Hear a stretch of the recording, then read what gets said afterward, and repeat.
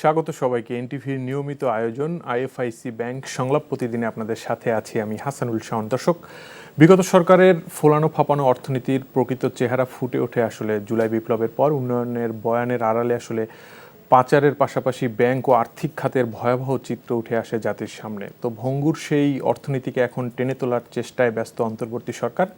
সংস্কারের পাশাপাশি সামষ্টিক অর্থনৈতিক স্থিতিশীলতা নিশ্চিতে চেষ্টা চলছে বেশ জোরে সোরে। তবে মূল্যস্ফীতির অঙ্কটা এখনও দৌড়াচ্ছে পাগলা ঘোড়ার মতো। তাই নিত্যপণ্যের বাজারে সাধারণ মানুষের যেই আসলে স্বস্তি দেওয়ার যে বিষয়টি, পাশাপাশি আইন শৃঙ্খলা পরিস্থিতি ঠিক করতে আসলে একটি ব্যবসা বান্ধব পরিবেশ নিশ্চিত করাটা এখন বড় চ্যালেঞ্জ হয়ে দাঁড়িয়েছে আসলে সরকারের সামনে। নতুন বছরের দ্বার প্রান্তে এসে আজ আমরা অর্থনীতির এসব চ্যালেঞ্জ এবং আগামীতে করণীয় বিষয়ে আলোচনা করবো। এই জন্য আমাদের সাথে স্টুডিওতে উপস্থিত আছেন দুজন অতিথি। আছেন Bangladesh recondition vehicles importers and dealers association বারভিডার সভাপতি আব্দুল হক, আরও আছেন ঢাকা বিশ্ববিদ্যালয়ের ডেভেলপমেন্ট স্টাডিজ বিভাগের অধ্যাপক এবং গবেষণা প্রতিষ্ঠান র্যাপিডের নির্বাহী পরিচালক অর্থনীতিবিদ ডক্টর এম আবু ইউসুফ। স্বাগত আপনাদের দুজনকেই আমাদের স্টুডিওতে।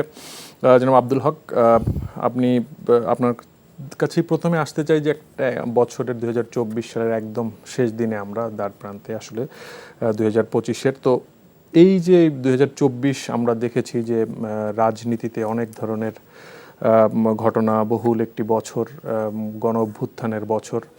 তো এই বছরটি আসলে ব্যবসা বাণিজ্যের জন্য কেমন গেল বা এখনো কি চ্যালেঞ্জ আছে বলে মনে করছেন?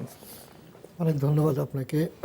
অ্যাকচুয়ালি ডিসেম্বর আমাদের অনেক ঘটনাবহুল ডিসেম্বর বাংলাদেশের জন্য। বিশেষ করে 71 সালের ডিসেম্বরেই কিন্তু আমরা শত্রুমুক্ত হই, সেজন্য লাখো শহীদদের প্রতি শ্রদ্ধা জানাই।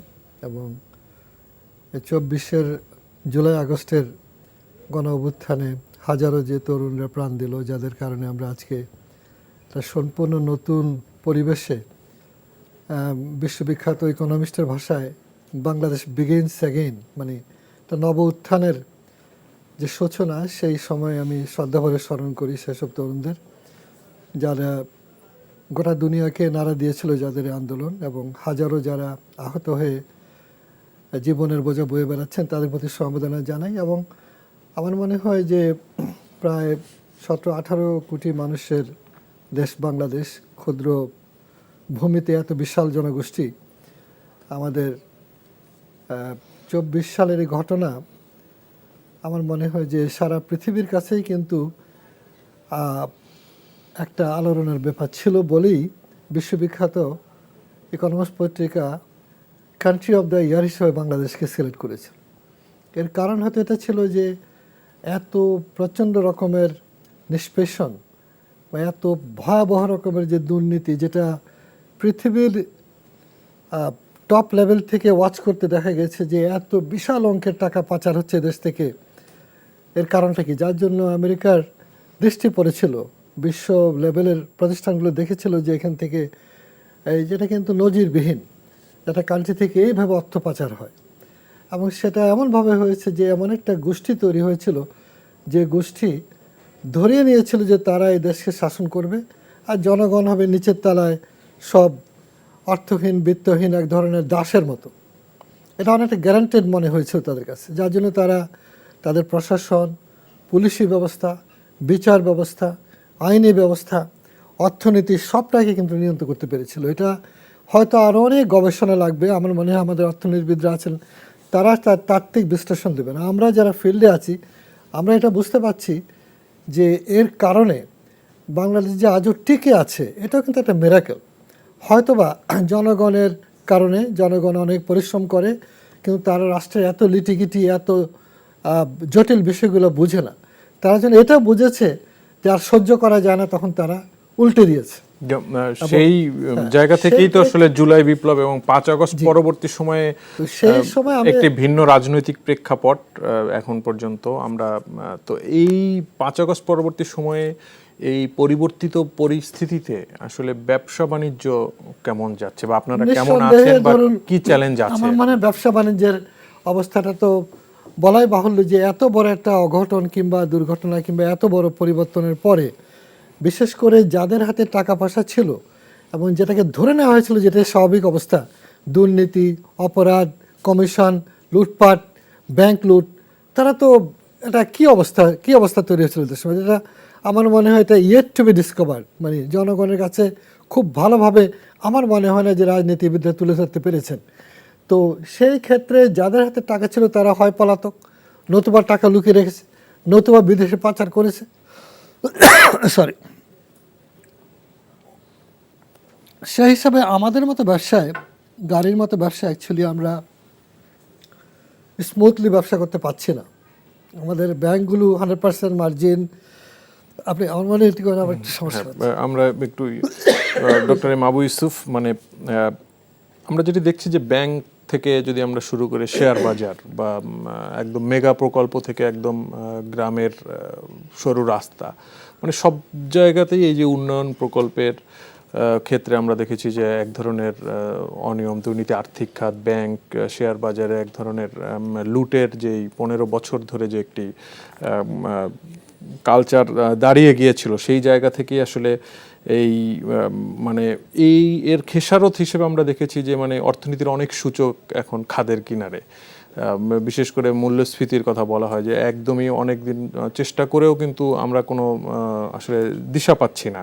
তো এই জায়গায় আসলে এই বিদায়ী বছরের যদি এই অর্থনীতির যেই গতি প্রকৃতি এবং এই পরিবর্তিত প্রেক্ষাপটে এখন যেই গতি প্রকৃতি সবশেষ, মানে সেই জায়গাটায় আগামী দিনে আসলে চ্যালেঞ্জ কি দেখছেন?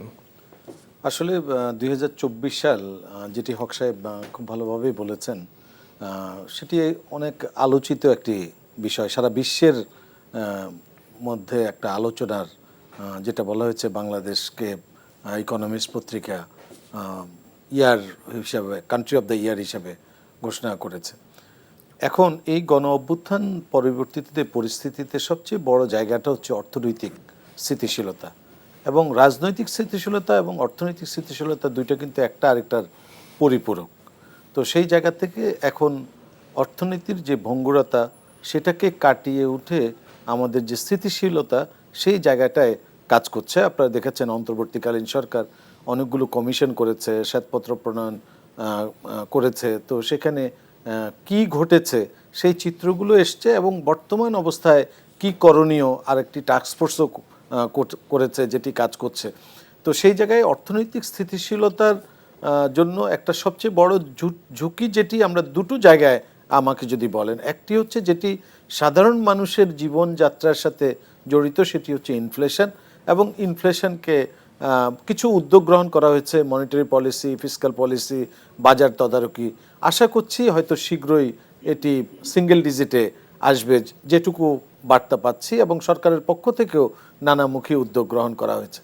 আরেকটি হচ্ছে যে নেট ইম্পোর্টার কান্ট্রি হিসেবে আমাদের যেহেতু বৈদেশিক মুদ্রার রিজার্ভটা, সেটি আসলে একটা কমফোর্ট জোনে আসলে থাকা উচিত। এবং সাম্প্রতিক সময়ে আমরা দেখেছি এটি $20 বিলিয়ন ক্রস করেছে। তো সেইটাকে যদি আমরা অন্তত 25 থেকে 30 বিলিয়ন ডলারের মধ্যে নিয়ে যেতে পারি, তাহলে আমাদের ইম্পোর্টের ক্ষেত্রে যে একটা কন্ট্রাকশনারি যে নীতি নেওয়া হয়েছে, কারণ যেহেতু আমরা এক্সপোর্ট করতে গেলেও একটা বড় অংশ আবার ইম্পোর্ট করে আনতে হয়, অথবা আমাদের ডোমেস্টিক্যালিও অনেক ইন্ডাস্ট্রি, ক্যাপিটাল মেশিনারি থেকে আরম্ভ করে অনেক কিছু ইম্পোর্ট করে আনতে হয়। সুতরাং বৈদেশিক মুদ্রার রিজার্ভ, এখন বৈদেশিক মুদ্রার সোর্সগুলো কি?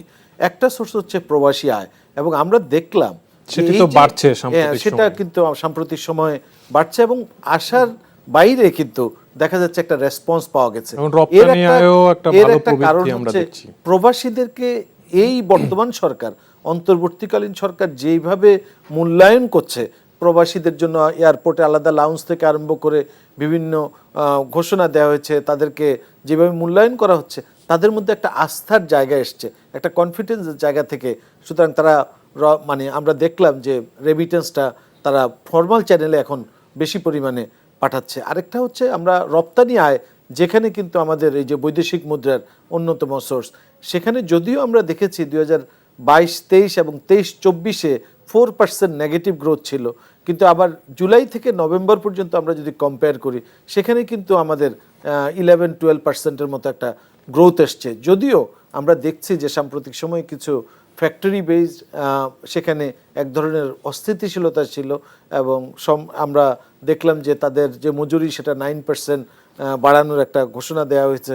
প্লাস কিছু উদ্যোগ গ্রহণ করা হচ্ছে। আশা করছি যে যে সমস্ত জায়গায় এখনো কিছু অস্বস্তি আছে সেখানে একটা শৃঙ্খলা ফেরত আসবে। সুতরাং রপ্তানিকে যদি আমরা ভালোভাবে সেটাকে আগের জায়গায় নিয়ে গিয়ে এবং এর ধারাবাহিকতা যদি রক্ষা করতে পারি, সেখান থেকেও আমাদের বৈদেশিক মুদ্রার যে রিজার্ভটা সেখানে আমাদের এটা বাড়াতে সুবিধা হবে। সবচেয়ে চ্যালেঞ্জের জায়গাটা সেটা হলো FDI, foreign direct investment, private investment. কারণ কস্ট অফ ডুইং বিজনেস যেটা উনি বলেছে, ব্যবসায়ের খরচ বেশি, অথবা অনেক ইন্ডাস্ট্রি আপনি শুনে থাকবেন তাদের যে ফুল ক্যাপাসিটি আছে সেই ফুল ক্যাপাসিটি অনুযায়ী তারা ইউটিলাইজেশনটা করতে পারছে না বিভিন্ন গ্যাস সংকট বা অন্যান্য জায়গার কারণে। জি আব্দুল হক, মানে যেটি বলছিলেন যে বিনিয়োগে এক ধরনের স্থবিরতা, মানে সেটা আসলে কতখানি স্থবির হয়ে আছে বিনিয়োগ পরিস্থিতি? বিনিয়োগ ব্যাপারটা অত্যন্ত গুরুত্বপূর্ণ। যেমন ধরুন, আমি কিন্তু জাপানিদের বিশেষ উপদেষ্টা জাপানি বিনিয়োগকারীদের বাংলাদেশে, এবং জাপান বাংলাদেশ চেম্বারেরও প্রাক্তন আমি প্রেসিডেন্ট। আমি এটাকে প্রতিষ্ঠা লগ্ন থেকে জড়িত ছিলাম। আমাদের মূল কাজটাই ছিল জাপানের মতো দেশকে বাংলাদেশে বিনিয়োগে আকৃষ্ট করা, যাদের মাধ্যমে আমাদের এশিয়া অঞ্চলের সবগুলো দেশে কিন্তু জাপানের সহযোগিতায় একটা নতুন করে উত্থিত হতে পেরেছিল। That is starting from Malaysia to China, আপনার এখন ইন্দোনেশিয়া, ভিয়েতনাম, সবগুলো কান্ট্রি। আমি বলবো যে বিনিয়োগের জায়গায় যে চ্যালেঞ্জটা আছে সেটা হলো যে আমাদের সরকার প্রশাসন ব্যবস্থায় বহুকাল থেকে বলা হচ্ছিল যে অনেকগুলো সংস্কার দরকার, যে এই সংস্কারটা এবার এসে বড় রকমের প্রত্যাশা তৈরি হয়েছে, যেহেতু বর্তমান সরকার সংস্কারের জন্য এক ধরনের একটা যুদ্ধ ঘোষণা করেছে যে আমরা সংস্কার করব। এই সংস্কারে বিদেশিরাও খুব আগ্রহী যে বাংলাদেশের বিনিয়োগের পরিবেশ, is of doing business or বিজনেসের এনভায়রনমেন্টটা অনেক ইমপ্রুভ করবে। তো আমরা যেটা দেখেছি বিগত, আমি যেমন প্রায় 40 বছর ধরে ফেডারেশন চেম্বারে, এখনকার পরিস্থিতির একটু জানতে চাচ্ছি, মানে এখন এই বিনিয়োগে যে এক ধরনের স্থবিরতা, মানে এটার কারণটা কি আসলে, কি মনে হয় আপনার? এটা হলো স্ট্যাবিলিটির ব্যাপার। যে স্ট্যাবিলিটিটা আমাদের ক্ষতিগ্রস্ত হয়েছে হঠাৎ করে সরকার পরিবর্তন হওয়ার কারণে। একটা অন্তর্বর্তীকালীন সরকার আছে, তাদের উপরে আস্থা রাখা। আমি বলবো যে তারা কিন্তু, যেটা প্রফেসর সাহেব যথার্থ বলেছেন, যে একটা খাদের কিনারে মানে অর্থনীতিটা থেকে বাঁচিয়েছে বর্তমান সরকার। তারা কিন্তু এটাকে পতিত অবস্থা থেকে উত্তরণ করে একটা ইতিবাচক জায়গায় এনেছে। এখানে অনেক চ্যালেঞ্জ আছে কিন্তু, অর্থ পাচার, অব্যবস্থা, কতগুলো অপরাধী ব্যাংক যারা অপরাধের মধ্যে জড়িত ছিল এবং পরিকল্পিতভাবে টাকা লুট করেছে তারা। এমনকি তারা এখান থেকে টাকা পাচার করা, আবার হুন্ডি করা, সবটা নিয়ন্ত্রণ করতো। অলিগার তৈরি হয়েছিল কিছু, যাদেরকে আমি ব্যক্তিগতভাবে মনে করি দানব।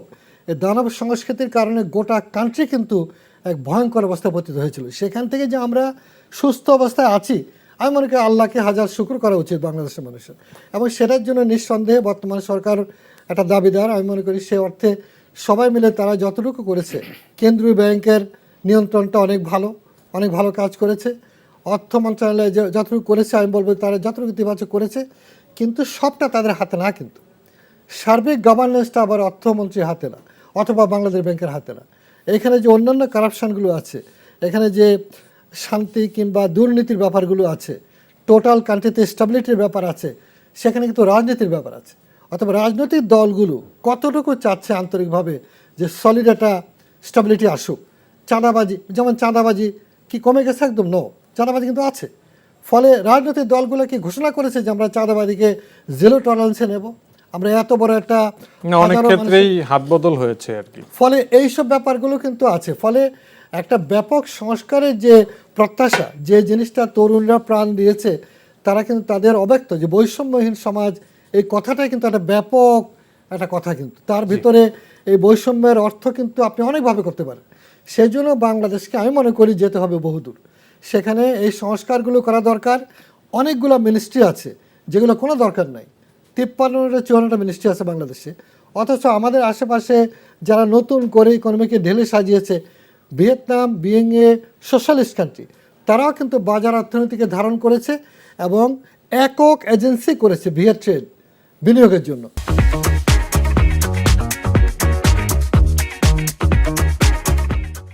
আমাদের এখানে কিন্তু একক এজেন্সি আমরা করতে পারি না। যখন আব্দুল হক আপনি বলছিলেন, তো আমি যেটাই আপনার কাছে জানতে চাচ্ছিলাম যে এই যে বিনিয়োগের স্থবিরতা, মানে সেটি কাটাতে আগামী দিনে অন্তর্বর্তী সরকার আসলে কি করতে পারে? ধরুন, একটা এত বড় ঘটনার পরে যেটা সারা পৃথিবীকে কাঁপিয়ে দিয়েছে কিন্তু, এবং বিশ্ব সবাই স্বীকার করেছে যে এই ঘটনাটা এত বড় ঘটনা যে তাকে কান্ট্রি অফ দ্য ইয়ার বলা হয়েছে গ্লোবাল লেভেল থেকে। ব্যাপারটা কিন্তু যেমন তেমন ব্যাপার না। সেইখানে আমাদের প্রত্যাশা কি? আমি মনে করি আমাদের সকলের প্রত্যাশা হচ্ছে আমরা একটা পরিবর্তিত বাংলাদেশ দেখতে চাই, এবং যে তরুণরা প্রাণ দিয়ে গেল তারাও কিন্তু বৈষম্যহীন কিংবা কিছু অধিকারের কথা বলেছে। তার সমস্তটা ভাষা দেবেন হয়তো আমাদের এই চিন্তাবিদরা, দার্শনিকেরা, রাজনীতিবিদরা, তারা তো সব কথা বলেনি। সেই জায়গায় বিনিয়োগের জায়গায় যদি আসেন, তাহলে বাংলাদেশকে যদি উত্থিত হতে হয়, তাহলে কিন্তু বাংলাদেশে ব্যাপক একটা পরিবর্তন দরকার, যেটা আমরা ব্রিটিশ আমলের যে কাঠামো, প্রশাসনের, বিচার ব্যবস্থার, শিক্ষা ব্যবস্থা, শাসন ব্যবস্থা, পুলিশি ব্যবস্থা সবটাই কিন্তু কলোনিয়াল প্যাটার্নে রয়ে গেছে। আপনি দেখেন খোদ ব্রিটেনে কিন্তু আইজিপি নাই, আছে হেড কনস্টেবল। আমার এখানে আইজিপি আছে ব্রিটিশ আমলের। ফলে এই যে পরিবর্তনগুলো, যারা একটা পার্টির হয়ে একটা গোটা জনগণের বিরুদ্ধে দাঁড়িয়েছিল এবং জনগণ এমন জবাব দিছে যে তাদেরকে পালিয়ে যেতে হয়েছিল। অর্থাৎ এই ব্যাপারটা কিন্তু অনেক বড় একটা বৈপ্লবিক ব্যাপার। হয়তোবা অনেকে অনেক রকমের ট্রান্সলেট করছে, কিন্তু আমি একজন মুক্তিযোদ্ধা হিসেবে মনে করি এটা বহুদূর পর্যন্ত যাবে, কিন্তু শুধু বাংলাদেশে নয়, গোটা বিশ্বে। তো সেই জায়গায় আমাদের এই পরিবর্তনগুলো লাগবে, যে পরিবর্তনগুলো হলে যে আমার বিনিয়োগকারী আসতে চাচ্ছে জাপান থেকে, কিন্তু আমি এই পরিবেশটা এখনো দিতে পারি নাই। এই পরিবেশ দেওয়ার জন্য সরকার অনেকগুলো সংস্কার কমিশন করছে, এই সংস্কারগুলো কিন্তু হতে হবে। জি, বুঝতে সংস্কার পেরেছি। এবার নয়তো নেভার। জি, সুন্দর কথা বলেছেন ডক্টর এম আবু ইউসুফ। মানে শ্বেতপত্র দিলেন, আপনিও কমিটির একজন সদস্য ছিলেন, আছেন এখনো। তো এই শ্বেতপত্রে আমরা দেখেছি যে 28 লাখ কোটি টাকা পাচারের একটি উন্নয়ন প্রকল্পের যেই ব্যয় তার 40%ই তসরুফের একটি ডেটা আমরা মানে অনেক ধরনের তথ্যই আসলে বেরিয়ে এসেছে গত 15 বছরে আসলে আর্থিক খাতে মানে একটা অনিয়মের আর কি। তো সেই জায়গাটা থেকে আপনার অনেক সাজেশনও দেওয়া হয়েছে শ্বেতপত্র কমিটির প্রণয়ন কমিটির পক্ষ থেকে। মানে দুর্নীতি বিরোধী এই অবস্থানে বা মানে সেই জায়গাটা থেকে মানে পরিবর্তন কিছু দেখছেন কিনা, বা মানে কি বাস্তবতা দেখছেন আর কি এখন?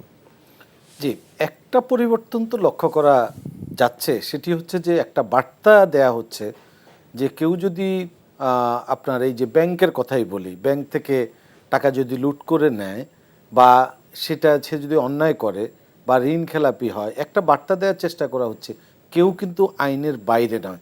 হয়তো সময় লাগছে, কারণ 4 মাস সময়, তো 4 মাস তো একটু বড় সময় না।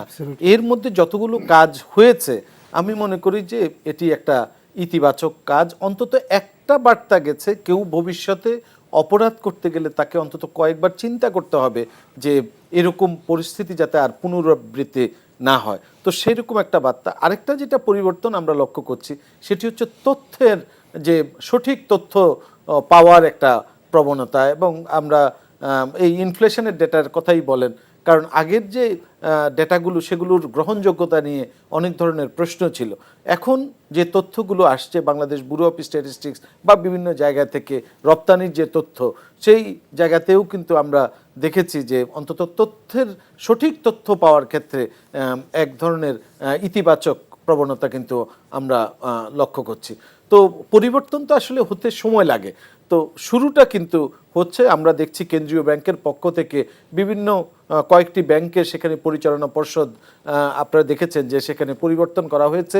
আমরা দেখছি কিছু লিকুইডিটি প্রবলেম ছিল, সেই লিকুইডিটি ক্রাইসিসটাও কাটিয়ে ওঠার চেষ্টা করছে। যারা ডিপোজিটর তাদের যে আস্থার জায়গাটা, সেই আস্থার জায়গাটা কেন্দ্রীয় ব্যাংকের পক্ষ থেকে বারবারই বলা হচ্ছে আপনি যেইভাবেই ট্রানজ্যাকশন করেন না কেন, যেই ব্যাংকেই করেন না কেন, আপনার আমানতের যে বিষয়টি সেটা সরকার তার দেখভাল গ্রহণ করবে। তো সেই জায়গাটাও কিন্তু একটা আস্থার জায়গায় এসছে। এইখানে যে শৃঙ্খলাটা, সেই শৃঙ্খলাটা ফিরিয়ে আনার চেষ্টা করা হচ্ছে। এবং আরেকটা আপনারা জানেন যে ঋণ খেলাপির যে আমাদের যে এনপিএল, নন পারফর্মিং লোন, সেটা যদিও বলা হয়েছে 2,84,000 টাকা, কিন্তু এটি এখন আসলে সঠিকভাবে কত হবে সেটা ব্যাংকিং খাত থেকেও আপনারা দেখেছেন যে একটা কমিশন করে সেখানেও কিন্তু সেই তথ্যগুলো আসলে নিয়ে আসা হচ্ছে। অর্থাৎ শৃঙ্খলা ফিরিয়ে আনা এবং প্রাতিষ্ঠানিক, যেটাকে আমরা বলি স্ট্রং ইনস্টিটিউশনস, ইফেক্টিভ ইনস্টিটিউশন, যেই জায়গাটা সবচেয়ে বড় দুর্বলতা আমাদের, সেই স্ট্রং ইনস্টিটিউশনসটার নিয়ে আসলে আমাদের কাজ করতে হবে।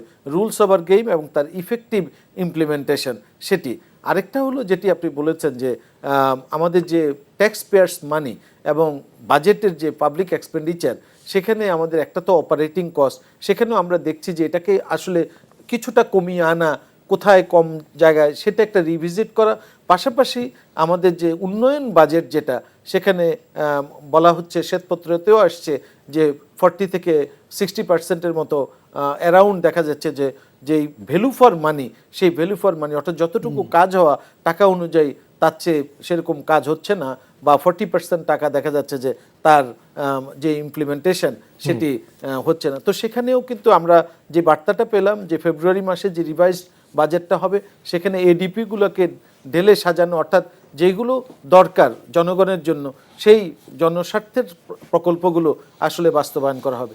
একটা মিসিং লিঙ্ক যেটা আমরা অনেক দিন থেকে দেখছি সেটি হচ্ছে কর্মসংস্থান সৃষ্টি। আপনার যে বলা হচ্ছে প্রাইভেট ইনভেস্টমেন্টের কথা বলেন, এখন যে স্থবিরতা, মানে তাতে তো আগামীতে কর্মসংস্থান কমে যাওয়ার এখন এই উদ্যোগটা আসলে নিতে হবে এখন, যে কর্মসংস্থানটা কিভাবে বাড়ানো যায়, সেটা কিভাবে হতে পারে, মানে সেটি অবশ্যই আপনার এই যে উন্নয়ন প্রকল্পগুলো, সেই উন্নয়ন প্রকল্পগুলো যাতে এমন প্রকল্প হাতে নেয়া যেখানে কর্মসংস্থান সৃষ্টিতে সহায়ক ভূমিকা পালন করে।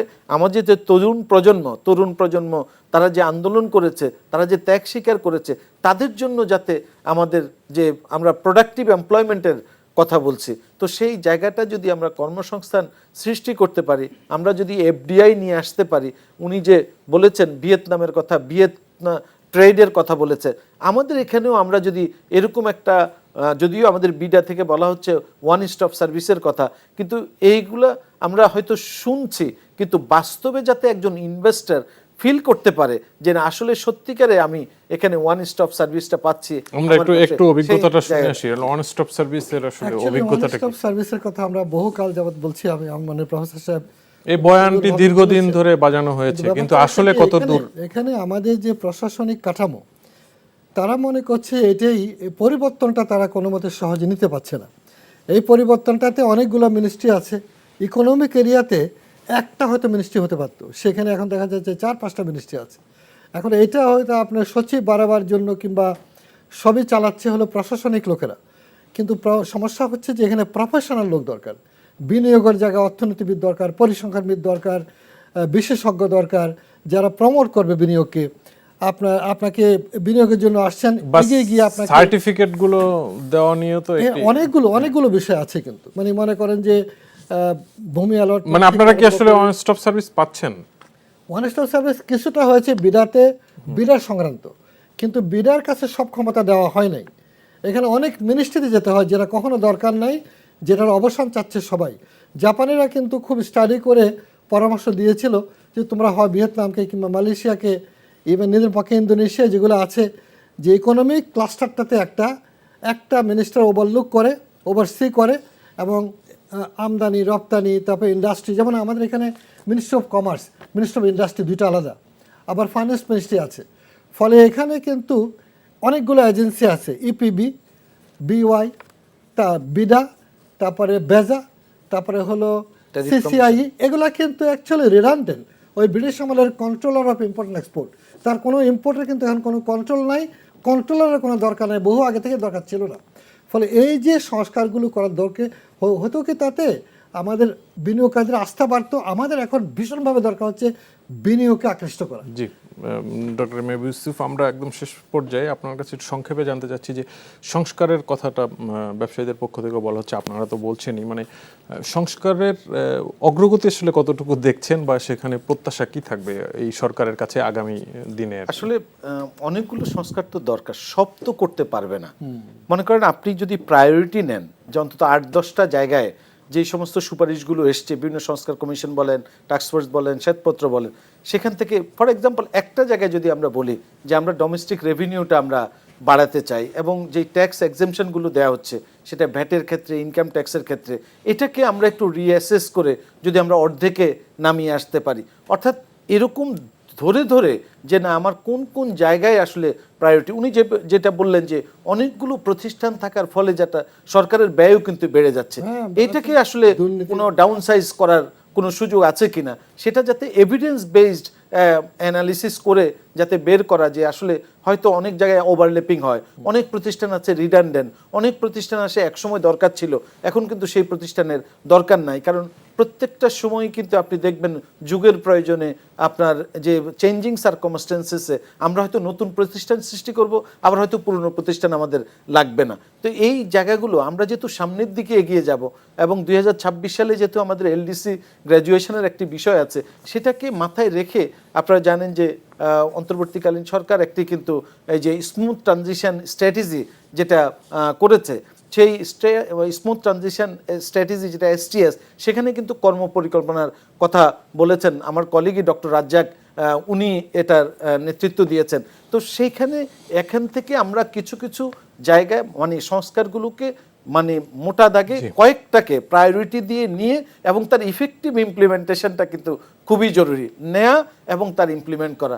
তাহলে কিন্তু পরিবর্তন কিন্তু আসতে হলে শুরুটা আমার ব্যক্তিগতভাবে শুরু করতে হবে, সমাজ থেকে শুরু করতে হবে, তারপরে কিন্তু আমরা রাষ্ট্রের অর্থাৎ সবাইকে কিন্তু পরিবর্তনের অংশীদার হতে হবে। আমাদের হাতে আর সময় নেই। আপনাদের দুজনকেই ধন্যবাদ আমাদের স্টুডিওতে এসে গুরুত্বপূর্ণ আলোচনায় অংশ নেওয়ার জন্য। দর্শক, আমরাও আশা করব যে নতুন বছরে অর্থনীতির যে বিদ্যমান চ্যালেঞ্জগুলো সেগুলো উতরে বাংলাদেশ আরও সমৃদ্ধির পথে এগিয়ে যাবে, এই প্রত্যাশায় আজ এখানেই শেষ করছি। আমাদের অনুষ্ঠানটি পুনরায় দেখতে ভিজিট করুন এনটিভির অনলাইন www.ntvbd.com-এ। সবাই ভালো থাকবেন, সুস্থ থাকবেন। ধন্যবাদ সবাইকে।